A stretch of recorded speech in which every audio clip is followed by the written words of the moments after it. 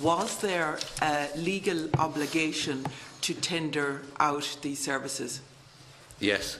There absolutely was. Absolutely. So there isn't a clause within the EU tendering, within the procurement process, that would allow such a contract to be to override the.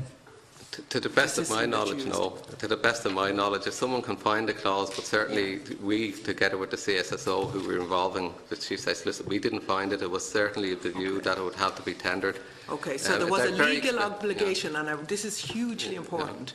There was a legal obligation on the department to put these services out to tender. Yes.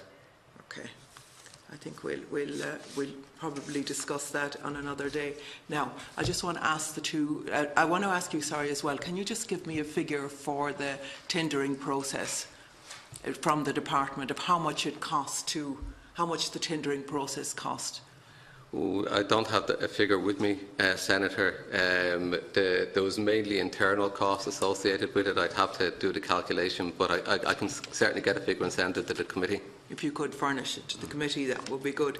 Now, just for each of the companies, what was your turnover and your profit for the last year?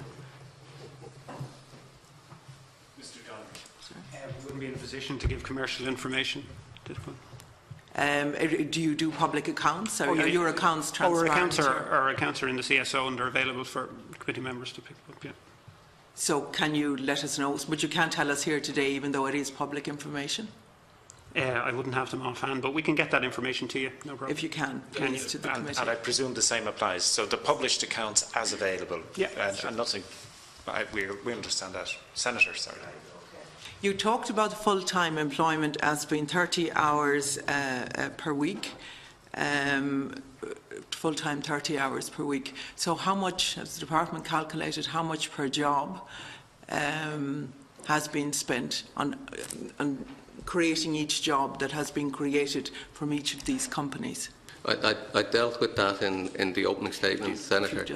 I think at the last session, Deputy O'Dea and I think Deputy Brady mentioned a figure of 13,000 to 14,000 per job created. I'd point out JobPath doesn't create jobs. It's not like Enterprise Ireland. What JobPath does is it advises people to compete for the jobs that are available. Okay. So the cost, the appropriate metric is the cost per client served, okay, and that's €600 per client served.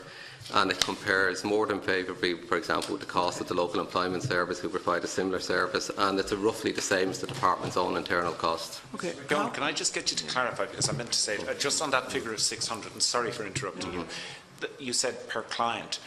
Does that mean per client who transitioned into work, into employment? No, it's for all clients. So it's for all clients that were served. It was about 156,000, I think, to the end of last year. We spent. You can do the sums. I think I've set them out in the note, actually. It was only a point of clarity. Yeah. Senator. How much have you paid, or has the department paid, or have we paid to each of these companies since the set-up of JobsPath? Up to the end of 2017, it was, and again we provided this information under separate cover. It's 84 million. Indulge me. It's 84 million. It's roughly, I don't want to disclose the individual amounts, but listen, Senator, it's as close to 50-50 as makes no difference. So it's 84 million we have spent to date? Yeah. Okay. Up to the end of 2017. To the end of, right. Plus the tendering costs then, whatever they are. Right, okay. In the contract, when does the contract end? The end of 2019, and there's a run-out period because clients will be referred up to the end of 2019. They then get to work with the providers for up to 18 months, and then if they're placed in employment at the end of the 18 months, there's then a 12-month while they're in employment sustainment fee. So that's the longest. So there's a run-out period of about 2.5 years. So, is there... But we stop referring clients at the end of 2019. 2019, right. Is there, if you were to break the contract in between now and then, is there a clause within a penalty clause within the contract? I'd have to check that, Senator.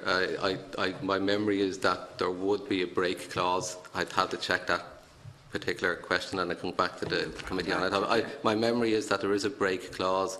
It's with notice, so we would have to give the provider some Okay. So there would be an exposure. You can go back to us with that, Mr. Okay, if you come back with that information as well. I mean, there are a lot of questions here that we don't have the answers to. Now, I just want to ask you, in terms of the number of referrals that you have agreed to give to each of these companies in any given year, can I just clarify that?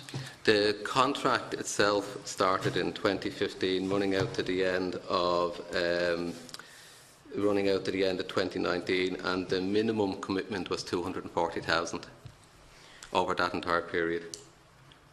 240,000 for each organisation, or for both? For the whole lot, the programme. 240, okay. Over how many years was that? I'll confirm that figure. I'm working from memory, Senator, but I'm pretty sure it's right, but we'll confirm it. Yeah, because 60,000 has been cited several times on this, as you having to submit 60,000 per year. Yeah, so that's roughly now, 4 by 60 is 240. Yeah, I do understand that. Now, what checks and audits are done just in terms of verifying the numbers, and how many unannounced site visits have you done to each of these companies? Well, I might ask Chris to come in on the site visits. The way we control the contract is a number of ways. We select all the clients that are referred, so the JobPath providers have no say in the selection of the clients. We refer over an IT system. We get back from the JobPath providers when they've engaged with somebody and when they have a copy of a personal progression plan, which is a trigger of a registration fee payment. They notify us when they place somebody into employment. We'll check that against 3 things.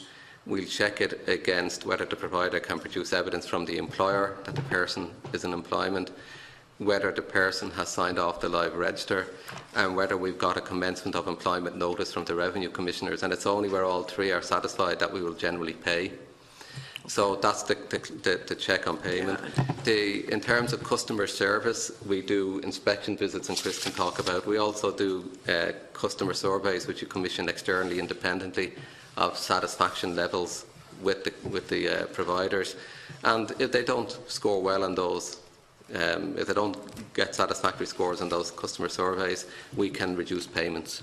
Okay. Do you do site unannounced? I might ask Chris to deal with that. Beyond that, I'm very conscious of the Mr. time. Kane is going to address that for you.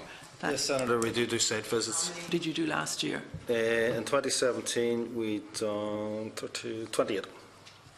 28. 28. Right. Okay. Are you aware that people in rural areas are being instructed to travel up to 30 miles each way to visit one of the, well, Seetec is the area that are serving the area that I'm talking about. So people are requested with no rural transport and no means of getting there. I might ask Seetec to comment on the supports they provide to people that have travel costs, Yeah. Deputy. But what I will say is that's a problem we have ourselves in our own offices. We have 60 offices around the country. People are required to attend those offices to sign on and all of that. So there are, in many respects, the 2 providers have 110. They're thereabouts, 100 offices, they're thereabouts between them, which is more than the department itself has. So those issues of travel, they're with us. And as the JobPath providers do provide, and they can comment on it, financial support to people who have to travel. Yeah. Maybe just to quantify that, maybe to get a measure of it, how much did you pay out on travel last year? Senator, I wouldn't be in a position to discuss costs of service provision, but I can give you some insight into how we handle the travel requirements of our clients and the flexibility we employ with that. Okay, I'm very conscious of the time again. Sure, I just wanted a short thing of how somebody can be told to pass an LES office to travel 30 miles to go to JobsPath. I'm happy to answer the question. First and foremost, the department refers the clients to us, and we're contracted to deliver a service to those clients. In respect of the rural travel challenges that many of our clients face, very conscious of it. We will consider appointment times that would be reflective of existing travel arrangements locally, local bus services, and I guess the fact that many of our clients do travel into towns to get other services. So we provide flexibility there, we reimburse public transport costs, and we also pay a mileage rate to clients for travel. What's the mileage rate? It's 24 cent per kilometre, and I guess we don't get too many concerns raised from the clients around how we accommodate their travel needs. It's something that's generally accepted as being satisfactory and reasonable in how we manage it. You see, therein the problem lies. Sure. We get a lot of them because people are frightened and afraid, because people's benefits are taken off them if they don't comply with exactly what they're instructed to do. I mean, you said they get 1 warning, 2 warning. When you're warning really vulnerable people and they're frightened that they're not going to have a penny left and their payments are going to be cut, it's a very unequal relationship. They're not going to go to you and say, you know, this has happened, because their main thing is, do I have something to keep roof over my head or keep food for the end of the week? And that is a problem. I need to ask you around mental health, and I know this is my very final question. One thing about the office's deputy, it's just, I mean, as I said, is, you know, given the kind of dispersal of population in Ireland, given the population density, we'll always have these issues. What I point people to in a lot of these questions is, and I said in my opening statement, we'll often get, you'll get as a public representative, I get as Secretary General, we get the hard cases, that's what we hear about. We don't hear about the vast majority of good cases. Just the rating of the easy location. So a question we ask in our independent research is, do you find the location of JobPath offices easy to get to? It scored 4.63 out of a score of 5 on a scale of 0 to 5. That's by any measure an extraordinarily high score. So for the vast majority of people, the overwhelming majority of people, the offices are easy to get to. There will always be difficult cases. Sure, I know. Yeah, you know what I mean. I know that to travel from accident. My very final question is: if somebody presents to you with mental health problems, do you then refer them back to Intrio? Do you refer them back to the department if they have mental health difficulties? It's to both of the companies, because that's what I've been told is happening. That one, absolutely. People present with all kinds of barriers. Mental health is obviously one of them. We would refer them back to their local Intrio office. In some cases, we would assist them in filling out an application for disability if that was appropriate. We also work with the HSE, Pieta House and other local providers for people and services for people who have mental health issues. You put them in a room and you put them in a room and you make them reveal details about themselves in group situations. It is not a good situation. The same question applies to. Could I just answer that? Sorry. We facilitate one-to-one meetings with people who have difficulties, and we do so quite happily. Mr. Milne or Ms. Bunny. I suppose the first comment would be, we're not qualified to judge or assess a client's mental health. However, if a client in discussion with us raises concerns about the payment they're on, that would be referred back to the department for their consideration. We have no role in that. And if during their engagement with us, as trust and confidence builds between the client and the advisor, they share challenges they have, we will look to support and signpost them into the relevant professional services, subject to availability in any of those areas. But it's a client-driven service.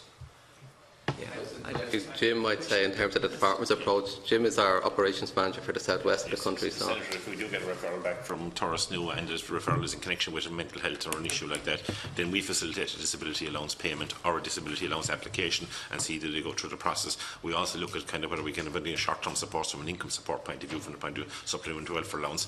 So it wouldn't be right to say that they're referred back to us and we automatically rubber stamp, because as the Secretary General says, we do have to apply the whole rule of just cause to whether a person has real reason for not engaging with Turas Nua, and if they don't engage and the reason is by virtue of mental health, then we take that into account and we would refer them to the correct payment. It wouldn't necessarily be that we would make them re-engage or we would take a penalty rate approach to that case.